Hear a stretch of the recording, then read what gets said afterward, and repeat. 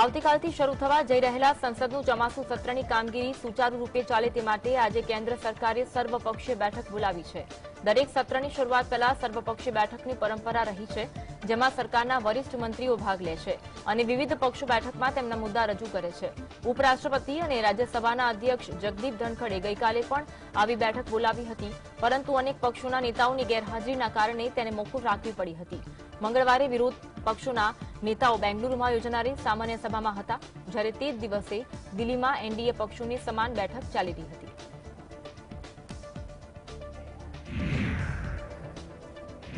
Bahujan Samaj पार्टीना supremo मायावतीए वर्ष 2024 Lok Sabha चूंटणीमां India गठबंधन और एनडीए बंने सामेल न थवानी जाहेरात करी। आ साथे मायावतीए जणाव्युं के तेमनी पार्टी मध्यप्रदेश, राजस्थान, तेलंगाणा और छत्तीसगढ़ विधानसभानी चूंटणी एकला लड़शे, જ્યારે પંજાબ અને હરિયાણા જેવા રાજ્યોમાં સ્થાનિક પાર્ટી સાથે ગઠબંધન કરી વિધાનસભાની ચૂંટણી લડશે। ભાજપ અને કોંગ્રેસ બંને પાર્ટી માત્ર દાવા કરતી હોવાથી અમે એકલા ચૂંટણી લડવાનો નિર્ણય કર્યો છે।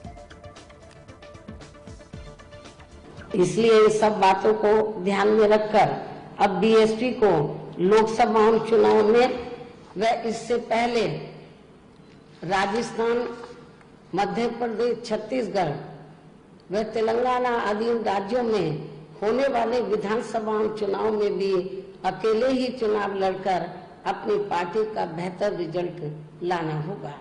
लेकिन बीएसपी पंजाब, हरियाणा आदि इन राज्यों में वहां की रीजनल पार्टियों के साथ मिलकर जरूर चुनाव लड़ सकती है।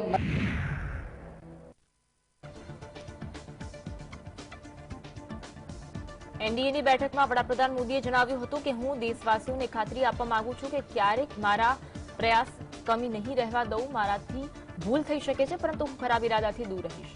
હું કોઈ કામ ખરાબ ઇરાદાથી કરતો નથી। મારા જીવન વિશે દેશ જાણે છે। મારા શરીરનો દરેક કણ અને સમયનો દરેક ક્ષણ દેશને સમર્પિત છે। એનડીએની બેઠકમાં અજીત પવાર સમૂહની એનસીપી પાર્ટી સહિત કુલ 38 રાજકીય પક્ષના નેતાઓએ હાજરી આપી હતી। अपने परिश्रम में, अपने प्रयासों में कहीं कोई कमी नहीं रहने दूंगा। मुझसे गलती हो सकती है, लेकिन बदनीयत से मैं दूर रहूंगा। बदनीयत से कोई काम नहीं करूंगा। और साथियों, मेरा जीवन आप देखते हैं, देश देख रहा है। मेरे शरीर का हर कण, मेरे समय का हर क्षण देश को ही समर्पित है। દિલ્હીમાં એનડીએની બેઠકમાં વડાપ્રધાન મોદીએ જણાવ્યું હતું કે અગાઉની ગઠબંધન સરકારના કુશાસન સામે જ્યારે પણ સવાલ ઉઠાવવામાં આવતા હતા ત્યારે ગઠબંધનની મજબૂરી ગણાવવામાં આવતી હતી અને સહયોગીઓ પર આરોપ લગાવવામાં આવતો હતો, પરંતુ એનડીએની સ્થિતિ આનાથી વિપરીત છે। એનડીએ માટે ગઠબંધન મજબૂરી નહીં, પરંતુ મજબૂતીનું માધ્યમ છે। એનડીએમાં કોઈ પક્ષ નાનો કે મોટો નથી। એનડીએ ગઠબંધન યોગદાનનું પ્રતીક છે। અમારા ગઠબંધનમાં બધાને શ્રેય મળે છે। વર્ષ 2014 અને 2019ની લોકસભા ચૂંટણીમાં ભાજપ અને એનડીએના ગઠબંધનને બહુમત મળી હતી। સમાજના વંચિત લોકો સુધી પહોંચવું એ એનડીએની પ્રાથમિકતા છે। पिछली सरकार के कुशासन पर सवाल उठते थे तो गठबंधन की मजबूरियां गिनाई जाती थी। हम सौभाग्यशाली हैं कि एनडीए की स्थिति इससे बिल्कुल विपरीत है, अलग है। हमारे लिए गठबंधन मजबूरी का नहीं, बल्कि मजबूती का माध्यम है। મંગળવારે દિલ્હીમાં એનડીએની બેઠકમાં મહારાષ્ટ્રના નાયબ મુખ્યમંત્રી અજીત પવાર સાથે હાજર રહ્યા હતા। બેઠકમાં હાજરી આપ્યા બાદ પ્રફુલ્લ પટેલે કહ્યું કે એનસીપી હવે એનડીએનો અભિન્ન અંગ બની છે અને તેમની પાર્ટી ભવિષ્યમાં એનડીએ સાથે જ કામ કરશે। પ્રફુલ્લ પટેલે વધુમાં જણાવ્યું કે હું અને અજીત પવાર એનડીએની બેઠકમાં अन्य રાજકીય પક્ષો સાથે હાજર રહ્યા હતા। એનસીપી એનડીએનું અભિન્ન અંગ છે। એનડીએની 25મી વર્ષગાંઠના અવસર પર 38 રાજકીય પક્ષો હાજર રહ્યા હતા। સોમવારે મહારાષ્ટ્રના નાયબ મુખ્યમંત્રી અજીત પવાર અને સુનિલ તટકરે સાથે પ્રફુલ્લ પટેલ મુંબઈમાં વાયબી ચૌહાણ સેન્ટરમાં શરદ પવાર સાથે મુલાકાત કરી હતી। 38 राजनीतिक पक्ष इस एनडीए की 25वीं सालगिरह के उपलक्ष्य में यहाँ पर उपस्थित थे। हमारे ओर से अजीत पवार साहब ने जो भी हमारी प्रस्तुति थी एनडीए की बैठक में रखी और अब हम एनडीए के एक अभिन्न पार्ट हैं और आगे की सभी जो कार्रवाई होगी एनसीपी एनडीए के साथ मिलकर काम करेगी। બેંગ્લોરમાં કોંગ્રેસ અધ્યક્ષ મલ્લિકાર્જુન ખડગે વિપક્ષી દળની બેઠકમાં 26 રાજકીય પક્ષના ગઠબંધનને Indian national development inclusive alliance એટલે કે ઇન્ડિયા નામ આપ્યું હતું। આ વિશે વાત કરતા કોંગ્રેસના પ્રવક્તા સુપ્રિયા શ્રીનેતે જણાવ્યું હતું કે આ ઇન્ડિયાની લડાઈ છે, આ લડાઈમાં ઇન્ડિયાની જીત થશે। ગઠબંધનનું નામ નક્કી કરવા માટે 26 રાજકીય પક્ષોના પ્રતિનિધિઓએ ચર્ચા કરી હતી અને ત્યારબાદ આ નામ નક્કી કરવામાં આવ્યું હતું। દેશમાં થતા કથિત અત્યાચાર સામેની આ લડાઈ છે। વર્ષ 2024ની લોકસભા ચૂંટણીમાં ઇન્ડિયા અને એનડીએનો આમનો સામનો થશે। That it is a fight for India, it is a fight by India, and India will win this fight. It's a collective effort. We all sat together, we all decided on names. Of course, Rahulji spearheaded this. He justified why it should be India. He argued for it like he did in the press conference, and he said, the fight is for India, the fight is for the people of India, the fight is for the constitution of India, the fight is against all the atrocities that are being condemned on India, and which is why the fight should be NDA versus India, and in any battle that you pitch anybody against India, India always wins. Hindustani આમા મોરચા પાર્ટીના નેતા સંતોષ કુમાર સુમને જણાવ્યું કે દેશમાં નામે ગઠબંધનનું નામ ન હોવું જોઈએ। વર્ષ 2024ની લોકસભા ચૂંટણીમાં જો ગઠબંધન હારી જશે તો પછી શું કહીશું કે ઇન્ડિયા હારી ગયું એમ કહીશું। ગઠબંધનના નામ મુદ્દે નીતિશ કુમારની નારાજગી યોગ્ય છે, જો કે આ તેમના ગઠબંધનની આંતરિક બાબત છે। નીતિશ કુમારને લાગ્યું કે તેઓ સંયોજક અથવા વડાપ્રધાન બની જશે, પરંતુ તેમનું સ્વપ્ન તૂટી ગયું હોય તેવું લાગી રહ્યું છે। નીતિશ કુમાર બેકફૂટ પર આવી ગયા છે। हम समझते हैं कि इस देश को, हम लोग जिस देश में रहते हैं उस नाम को नहीं देना चाहिए। अगर मान लीजिए कल वो हार जाते हैं तो क्या बोलेंगे कि इंडिया हार गया। तो इस तरह की बातें से जैसा कि आपके माध्यम से हमको पता चला है कि माननीय नीतीश कुमार जी नाराज हुए हैं इस नाम को लेकर के। उनकी नाराजगी जायज है, लेकिन अब उन लोगों के बीच का मामला है, अब उनकी बात को कौन सुनता है। नीतीश कुमार जी को लगा कि हम संयोजक बन जाएंगे, हम प्रधानमंत्री बन जाएंगे, हमको लोग सब प्रधानमंत्री के रूप में स्वीकार कर लेगा। लेकिन हम समझते हैं कि जो सपना देखे थे वो सपना कल चकनाचूर हो गया। अब वो बैकफुट पर आ गए हैं। ઉદ્ધવ ઠાકરે સમૂહની શિવસેનાના નેતા સંજય રાઉતે જણાવ્યું કે વિપક્ષી દળોના ગઠબંધન ઇન્ડિયા નામ પર વિવાદ કરનાર લોકો દેશભક્ત નથી। શું દેશમાં ઇન્ડિયા નામ પર કોઈ રાજનીતિક દળ નથી? ભારતીય જનતા પાર્ટી શું છે? તેમાં પણ ભારત છે। ભાજપના લોકો મોદી ઇઝ ઇન્ડિયાનો નારો આપતા હતા, તેનો અર્થ શું થાય છે? આ દેશનો દરેક નાગરિક ઇન્ડિયા છે।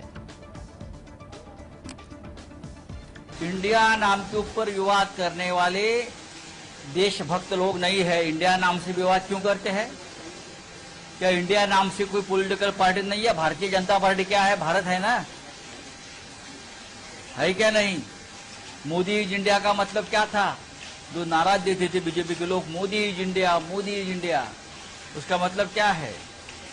मोदी जी के पुराने भाषण सुनो।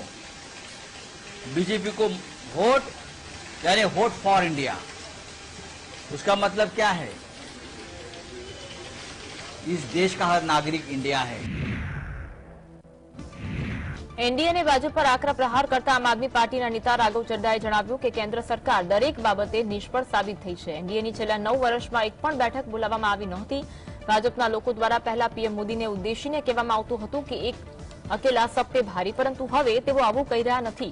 વર્ષ 2024ની લોકસભા ચૂંટણીમાં ઇન્ડિયા અને એનડીએનો આમનો સામનો થશે। આ ચૂંટણીમાં ઇન્ડિયાની જીત થશે। ઇન્ડિયા નામ કોણે સૂચવ્યું એ જરૂરી નથી, પરંતુ આ નામ ખૂબ જ સારું છે। મુંબઈમાં યોજાનારી આગામી વિપક્ષી દળોની બેઠકમાં सीटों की वहंचनी और चूंटनी प्रचार सहित मुद्दाओं पर चर्चा करवामां आवशे। एनडीए की एक भी बैठक नहीं बुलाई, वो मजबूर हो गई बैठक बुलाने के लिए। वो भाजपा जिसने एक एक कर अपने तमाम घटक दल जितने भी उनके अलायंस पार्टनर्स थे उन सबको कहा कि जाना है तो जाओ। बीजेपी ये नहीं कह रही एक अकेला सब पर भारी। आज उन्हें भी अपने अलायंस पार्टनर्स की घटक दल की जरूरत पड़ गई। अब ये चुनाव एनडीए वर्सेस इंडिया हो गया है, इंडिया वर्सेस एनडीए हो गया है। और जब जब इंडिया का सामना किसी से होता है तो आप जानते हैं कि जीतता तो इंडिया ही है। જમ્મુ કાશ્મીરના પૂર્વ મુખ્યમંત્રી અને પીડીપી પાર્ટીના પ્રમુખ મહેબૂબા મુફ્તીએ જણાવ્યું હતું કે બેંગ્લોરમાં વિપક્ષી દળોની બેઠકમાં 26 રાજકીય પક્ષોના પ્રતિનિધિ હાજર રહ્યા હતા. દેશમાં જે થઈ રહ્યું છે તે યોગ્ય નથી. બંધારણ, લોકશાહી અને માનવ અધિકારોને બદલવાનો પ્રયાસ કરવામાં આવ્યો છે. મહાત્મા ગાંધીના રાષ્ટ્રને બદલવાનો પ્રયાસ કરી રહ્યું છે. મોંઘવારી અને બેરોજગારી જેવા મુદ્દાઓ પર વધુ ચર્ચા કરવામાં આવતી નથી. આ માટે દેશના બંધારણ અને લોકશાહીને બચાવવા માટે વિપક્ષી દળો એકજૂટ થયા છે.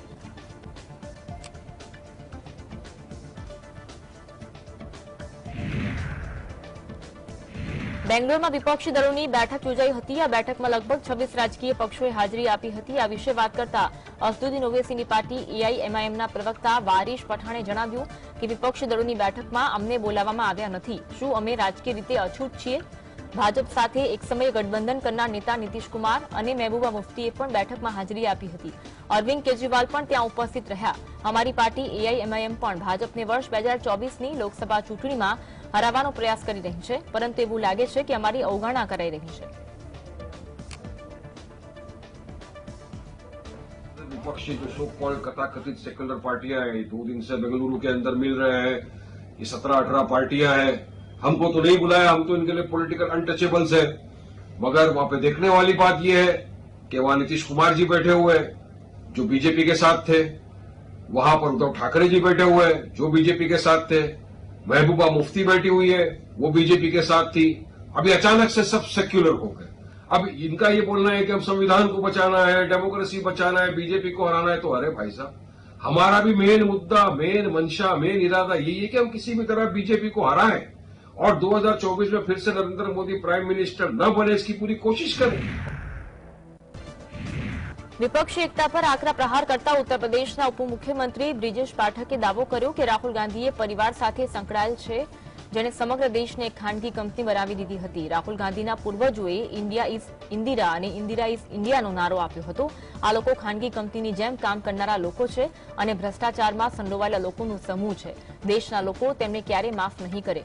સત્તાનો લાભ તેમનાથી છૂટતો નથી. જ્યારે વડાપ્રધાન મોદી સૌથી લોકપ્રિય નેતા છે. પીએમ મોદીની ગરીબ કલ્યાણ યોજનાના કારણે ગરીબોનું જીવન સ્તર સુધર્યું છે. સમાજવાદી પાર્ટી પણ ખાનગી કંપની છે. લોકો તેમને યોગ્ય જવાબ આપશે. ये राहुल गांधी जी उसी परिवार से ताल्लुक रखते हैं जिस परिवार ने पूरे भारत को प्राइवेट लिमिटेड कंपनी बना रखा था. उनके ही पूर्वजों ने कहा था India is Indira, Indira is India. और ये एक प्राइवेट लिमिटेड कंपनी की तरह काम करने वाले लोग हैं और भ्रष्टाचार के आकंठ दलदल में डूबे हुए लोगों का समूह है. देश की जनता इन्हें कभी माफ नहीं करेगी और इनकी सत्ता का लोभ इनके छूट नहीं रहा है. राजकुमारों की तरह इन्होंने जिंदगी जी है.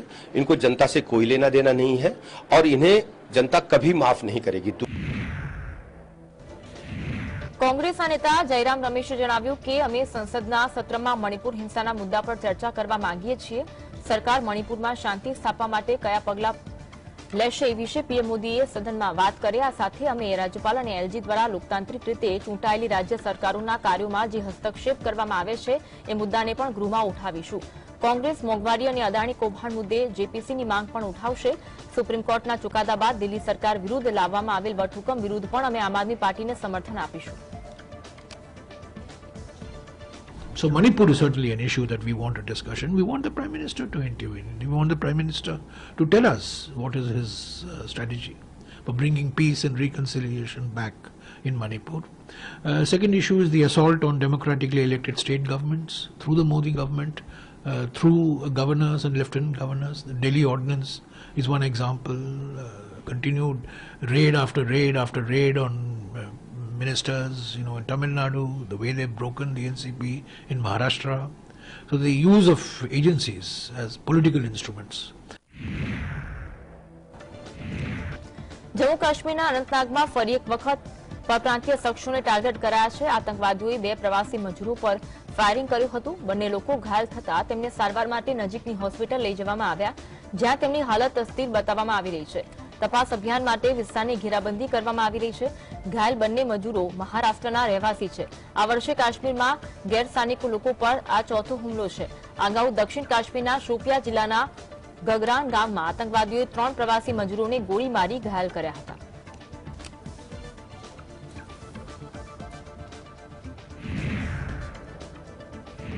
નવી દિલ્હીમાં પ્રથમ વિદેશ મંત્રાલયે જણાવ્યું હતું કે ભારતની પડોશી નીતિ અને સાગર રૂપમાં શ્રીલંકા એક મહત્વપૂર્ણ ભાગીદાર છે. શ્રીલંકાનો પ્રવાસ બંને દેશોના મિત્રોની પુષ્ટિ અને સંપર્કમાં વધારો કરે છે. શ્રીલંકાના રાષ્ટ્રપતિ રાનિલ વિક્રમસિંઘે દ્વિપક્ષીય સંબંધોને વધુ મજબૂત કરવાના હેતુ સાથે 20 જુલાઈથી ભારતની 2 દિવસીય સત્તાવાર મુલાકાતે આવશે, જે અંગે વિદેશ મંત્રાલયે મંગળવારે જાહેરાત કરી હતી. આ મુલાકાત દરમિયાન બંને દેશો આ વર્ષે રાજદ્વારી સંબંધોની સ્થાપનાની 75મી વર્ષગાંઠની ઉજવણી કરવામાં આવશે. વિદેશ મંત્રાલયે કહ્યું કે મુલાકાતમાં રાષ્ટ્રપતિ વિક્રમસિંઘ રાષ્ટ્રપતિ દ્રૌપદી મુર્મુ અને વડાપ્રધાન મોદીને મળશે, તેમજ અન્ય ભારતીય મહાનુભાવો સાથે પરસ્પર હિતના અનેક મુદ્દાઓ પર દ્વિપક્ષીય ચર્ચા કરાશે.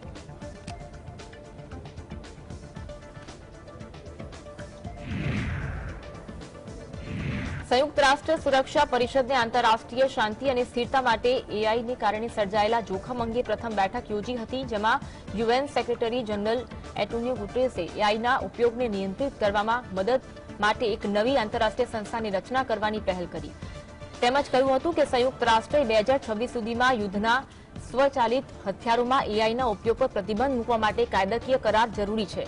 રશિયાએ સંયુક્ત રાષ્ટ્ર સુરક્ષા પરિષદના બહુમતી દ્રષ્ટિકોણથી અલગ થઈ શંકા વ્યક્ત કરતા કહ્યું કે એઆઈના જોખમો વિશે પૂરતી માહિતી છે, જે તેને વૈશ્વિક અસ્થિરતાના જોખમોના સ્ત્રોતના રૂપે પ્રકાશિત કરે છે. તો ચીનના રાજદૂતે કહ્યું કે એઆઈ સંબંધિત આંતરરાષ્ટ્રીય કાયદાઓ અને ધોરણો નરમ હોવા જરૂરી છે, જેથી દેશોને પોતાના રાષ્ટ્રીય સ્તરના નિયમો નક્કી કરવાની સ્વતંત્રતા મળે છે.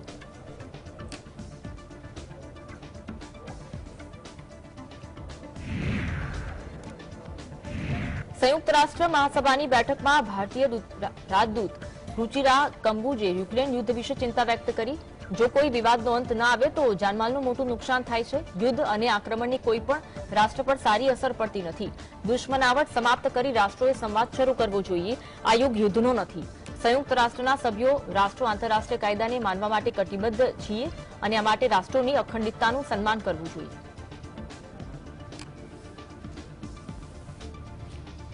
We have consistently advocated, Chair, that no solution can ever be arrived at the cost of human lives. Escalation of hostilities and violence is in no one's interest.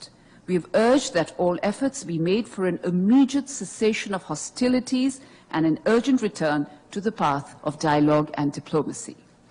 The global order that we all subscribe to is based on international law, the UN Charter, and respect for the territorial integrity and sovereignty of all states. ભારતીય હવામાન વિભાગે મુંબઈ અને તેના આસપાસના ક્ષેત્રો માટે વરસાદની સ્થિતિને ધ્યાનમાં રાખતા ઓરેન્જ એલર્ટ જાહેર કર્યું. આ સાથે સિંધુદુર્ગ, નંદુબાર, ધુલે, જલગાંવ, સંભાજીનગર, અહેમદનગર, પુણે, નાસિક, સોલાપુર અને બીડ જિલ્લાના ભાગોમાં પણ વરસાદ પડ્યો હતો. મહારાષ્ટ્રના રાયગઢ અને પાલઘર જિલ્લામાં 19મી જુલાઈના રોજ રેડ એલર્ટ જાહેર કરવામાં આવ્યું છે. હવામાન વિભાગ પ્રમાણે જે ક્ષેત્રોમાં ઓરેન્જ એલર્ટ આપવામાં આવ્યું છે ત્યાં દિવસ દરમિયાન 115 મિલીમીટરથી 204 મિલીમીટર સુધી વરસાદ ખાબકી શકે છે. પૂર્વી મુંબઈ અને તેના આસપાસના ક્ષેત્રોમાં 50 મિલીમીટર જેટલો વરસાદ પડ્યો હતો. બંગાળની ખાડીમાં લો પ્રેશર સિસ્ટમ સર્જાય મુંબઈ સહિત મહારાષ્ટ્રના અનેક ક્ષેત્રોમાં 18મી જુલાઈ સુધી વરસાદ પડી શકે છે.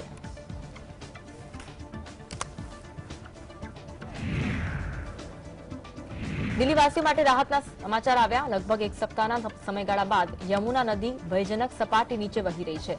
સેન્ટ્રલ વોટર કમિશન તરફથી જારી કરવામાં આવેલી માહિતી પ્રમાણે યમુના નદીનું જળસ્તર 19મી જુલાઈ સુધીમાં 205 મીટર પર પહોંચ્યું હતું. દિલ્હીના ઘણા માર્ગો છે જે પૂરના પાણીમાં જળમગ્ન થયા છે. સ્થિતિ સુધરતા તેમજ વાહન વ્યવહાર માટે ખુલ્લા મૂકવામાં આવ્યા હતા. જોકે રાજઘાટ, કાશ્મીરી ગેટ સહિત નદીના તટ નજીક આવેલા કેટલાક વિસ્તારોના પૂરના પાણી હજુ પણ ભરાયેલા છે. હવામાન વિભાગ પ્રમાણે દિલ્હીમાં આજે હળવોથી મધ્યમ વરસાદ પડી શકે છે.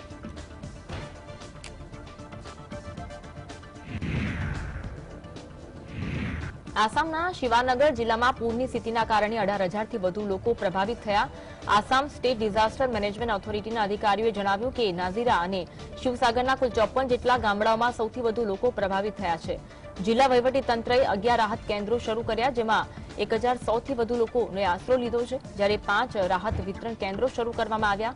પૂરની સ્થિતિના કારણે ઘણા લોકોના ઘરોને પણ નુકસાન થયું. એનડીઆરએફ અને એસડીઆરએફની ટીમ પૂરગ્રસ્ત ક્ષેત્રોમાં બચાવ અભિયાન ચલાવી રહી છે. છેલ્લા 24 કલાકમાં બચાવ દળની ટીમે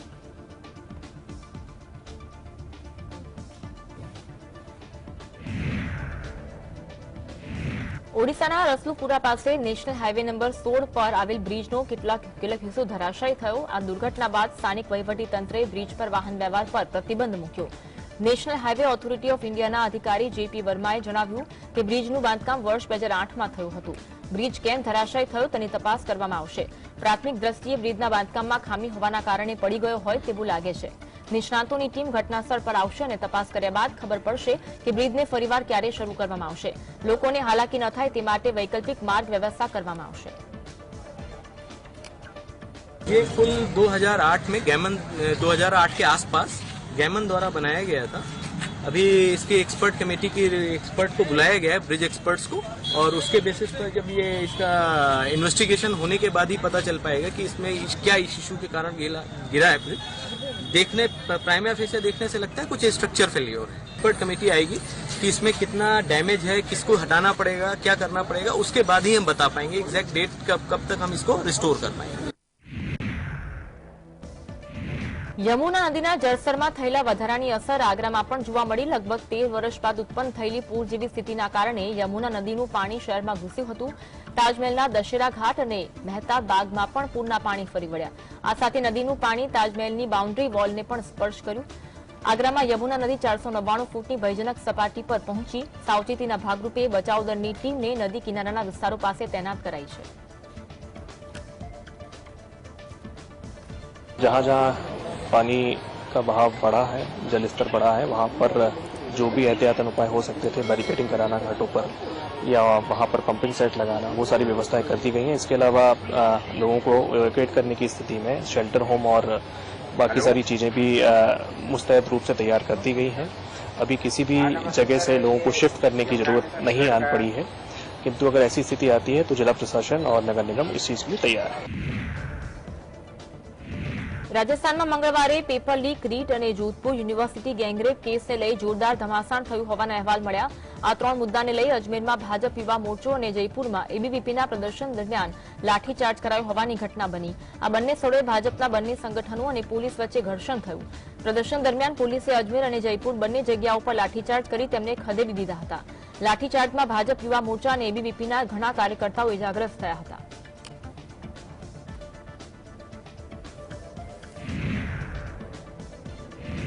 ઉત્તરાખંડના યમનોત્રી નેશનલ હાઈવેના જર્જર ખડ પાસે ભૂસ્ખલન થતા ટેમ્પો પલટી ગયો। હાઈવેને ખુલ્લો મૂકવા અને વાહનોને ત્યાંથી ખસેડવા માટે જેસીબીની મદદ લેવામાં આવી। ઉત્તરકાશીના જિલ્લા ડિઝાસ્ટર મેનેજમેન્ટ અધિકારી દેવેન્દ્ર પટવાલે જણાવ્યું કે ગંગોત્રી અને યમનોત્રીના ક્ષેત્રોમાં વરસાદ થતા ભૂસ્ખલનની ઘટના બની હતી। મનેરી ભારી ડેમ પાસે પણ ભૂસ્ખલન થતા ગંગોત્રી નેશનલ હાઈવે બંધ કરાયો હતો।